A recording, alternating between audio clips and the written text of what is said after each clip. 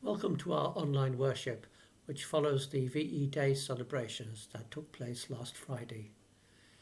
We greet you in the spirit of freedom, tolerance, justice and peace, and may the God of love and peace be with us. My name is Alex Bradley, and I am a Unitarian minister living and working in Cheshire. Our opening words come from the sayings of Jesus in the Gospel of John in chapter 14. Peace I leave you, my peace I give unto you. Not as the world giveth, give I unto you. Let not your heart be troubled, neither let it be afraid. And may the flame that we light at the beginning of our worship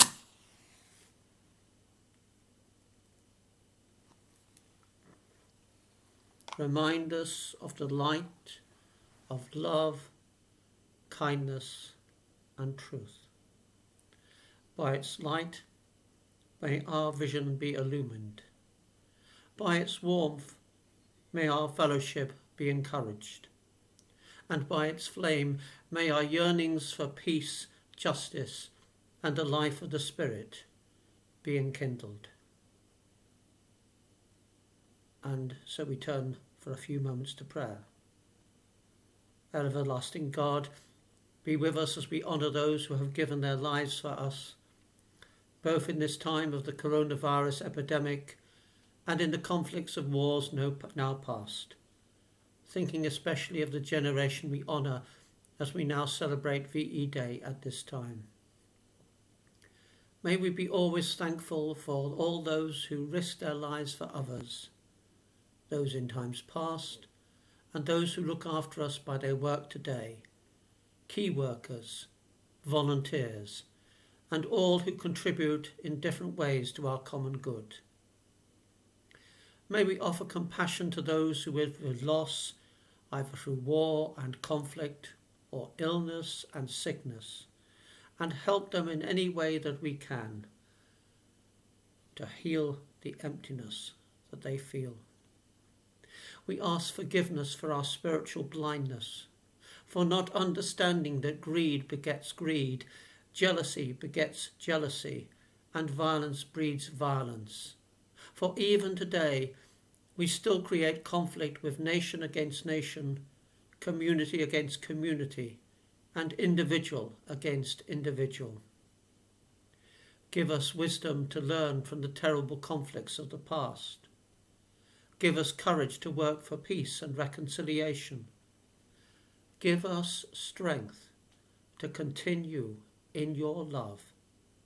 Amen. And our loving thoughts and prayers and healing wishes go to all those who are ill or suffering in any way, all those who are struggling or lonely or isolated or cut off from family and friends, and all those who are bereaved, whether recently or long ago. Let us hold them in our hearts and minds for a few moments.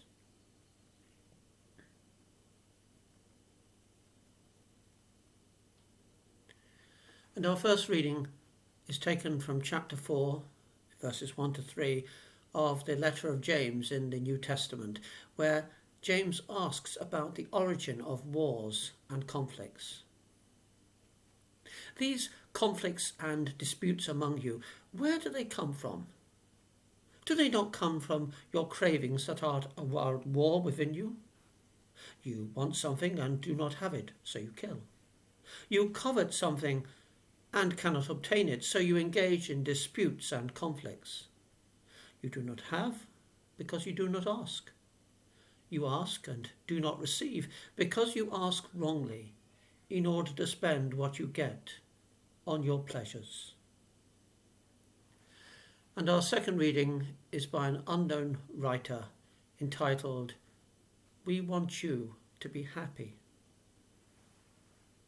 We want you to be happy. We want you to fill your heart with feelings of wonder and be full of courage and hope.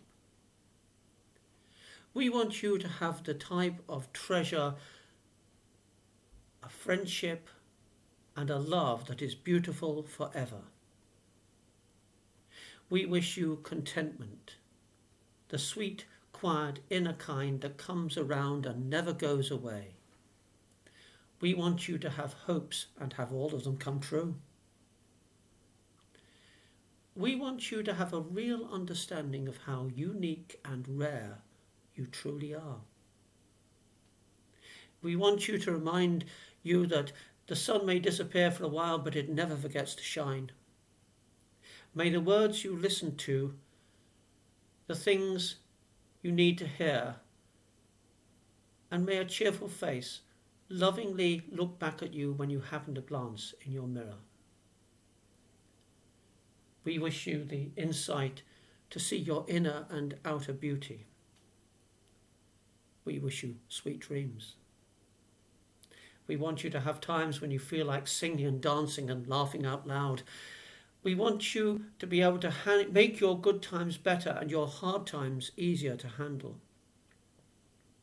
We wish we could find a way to tell you in untold ways how important you are to us. Of all the things we'll be wishing for wherever you are and whatever we may do, there'll never be a day in our lives when we won't be wishing for the best for you. We want you to be happy. After the victory, how can we win the peace? The famous American man of letters, Ralph Waldo Emerson, wrote, "The real and lasting victories are those of peace and not of war." It is hard for those of us, and that means most of us, who were not there, to fully imagine the feelings of those men and women back in 1945 as they celebrated the coming of peace in Europe.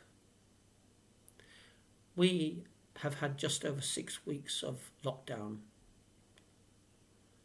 A lockdown which, while irksome at times, has been nowhere near as strict as it has been in some other countries. And the people of 1945 had endured hardships and losses on a scale difficult to imagine. We in the UK alone have lost over 31,000 people to the coronavirus thus far, a tragically high loss of life. However, the losses of World War II were unimaginable by comparison.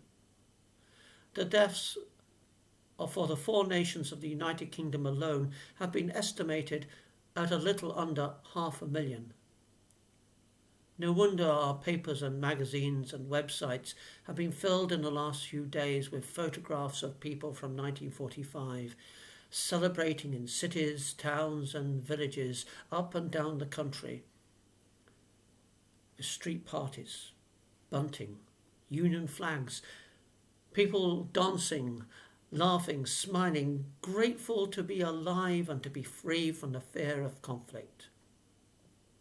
It has been equally inspiring and joyous for people to share in socially distanced celebrations of this, the 75th anniversary of VE Day, from their gardens or driveways, often putting out bunting, flags and other decorations. However, it wasn't the same for everyone in 1945. One newspaper magazine this week ran a VE Day special edition with the memories of people from that time, all who are now in their 90s or even centenarians. The war in the Far East continued for another year, and one veteran of the RAF, now aged 97, said this: "I don't recollect anything special about VE Day. I was still at war." When he eventually came home for leave, he said there was no ceremony or anything special. After the victory, how can we win the peace? Whatever announcements may be made this weekend, the war on the coronavirus is far from ended. We are still being warned that social distancing and other restrictions will continue for quite some time. Once again, the parallels with the 1940s are uncanny. The nations of Europe in general, and Britain in particular, took a long time to get back to normal life. Rationing did not finally end until July 1954 in this country. Perhaps this crisis is an opportunity to ask ourselves what is really necessary in our lives, not just particular foodstuffs, but other consumer items as well. Sales of newly registered cars fell by 97% last month, the lowest figure since the end of World War II. While most of us will continue to need the use of a car, might it not be possible to improve public transport in terms of expense, reliability and frequency in order to reduce car use and help to keep at least some of the improvement in air quality that we have witnessed over the last few weeks?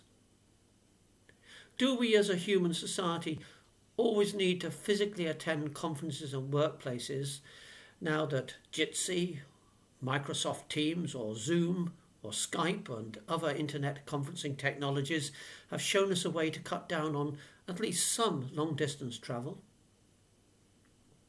If we care about our environment and the future of plant and animal species, do we not need to think about how we cut down on harmful emissions? The war on the coronavirus may be ending. How can we win the peace? After the victory, how can we win the peace? Alongside the sadness and distress caused by social distancing and self-isolation, the good side of humanity has come to the fore, with people offering to help others with physical tasks and shopping, groups working as befrienders to the lonely and isolated, and in terms of a general concern for the well-being of others. I remember people who did live through the war saying how there was a sense of camaraderie then, a fellowship born of shared difficulty, danger and suffering, and how it seemed to them to have diminished as the years passed by and memories faded.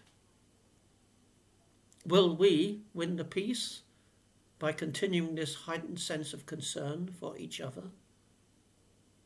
Perhaps, instead of our increasingly individualistic society, the bowling alone culture, to use Robert Putnam's famous phrase, where people prefer to stay at home watching TV or going on social media rather than relating to people face to face, may we see an increase in people getting to know their near neighbours better, joining clubs, local voluntary organisations, charity groups, perhaps even churches, to mix with real people face to face? After the victory, how can we win the peace? The COVID-19 emergency has highlighted certain weaknesses in our society, both individual and collective. The fragility of just-in-time supply chains for food and other essential goods from all over the globe has exposed to public view, as well as the huge carbon footprint they often entail. There are no ready-made solutions, but should we not be looking to ways of production and working that are less damaging to the environment? After the victory, how can we win the peace? So many people have commented on how wildlife has come back to our surroundings. Squirrels are returning to our woods and gardens, honeybees have staged a mini revival, and birdsong is heard rather than the roar of overhead jet engines. Do we need to revisit some of our priorities in order to improve our own health and protect this precious creation? After the victory, how can we win the peace? The enemy during World War II could be seen or heard either on the battlefield or during nightly air raids in the Blitz. The coronavirus is all the more frightening for being an invisible enemy, an enemy that forces us apart just when we need the comfort of each other's presence. The people who endured the war years and the aftermath knew what it was like to live on a basic level when 2 ounces of butter was all you had for a week. They faced the possibility of serious injury or death every night when the air raid sirens sounded. Another example is to be found in the experience of Terry Waite, who was taken hostage by terrorists in the 1980s and held captive chained to a wall for nearly 5 years. He reminded us that we are not stuck at home, but we are safe at home. Huge numbers of people suffered and died to win a peace for us. It is right that we show our gratitude with bunting and flags and celebrations, but the best expression of gratitude is to learn from their experience and use that learning to build a better world. After the victory, how can we win the peace? Perhaps that might be when we can learn to be thankful for both the material and spiritual blessings we do have, our homes, our families and friends. Perhaps when we learn to share the blessings of life with others and realise that we all have our part to play in the divine plan for creation, that will be when we win the peace.